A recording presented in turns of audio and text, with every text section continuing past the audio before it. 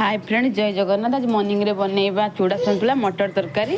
चूड़ा सन्तुला ये कंचा लंका छतु ग्रीन मटर प्याज गाजर कोबी कैप्सिकम शुणी आगे तेल पकईदी पिज ताकि पकई फ्राए करदे कि समय आपण मैंने भिडियो देखते प्लीज मत सपोर्ट करूँ। मुझे छोट छोट टिके भिडियो करुँगी आपण मैंने सपोर्ट कले मुझे आगे जिमी मोर भी मनोबल बढ़ो। आपण मैंने बड़ बड़ यूट्यूब सपोर्ट करुँच प्लीज आपको रिक्वेस्ट करी मत भी सपोर्ट करूँ। चूड़ा को भल भाव धोईदेली तापर चूड़ा फ्राए जो सब करी पनीपरिया भल भाव फ्राए हो गला। चूड़ा को पकईदबा कि समय पकईदेली भल भाव में होगा चूड़ा सन्तुला।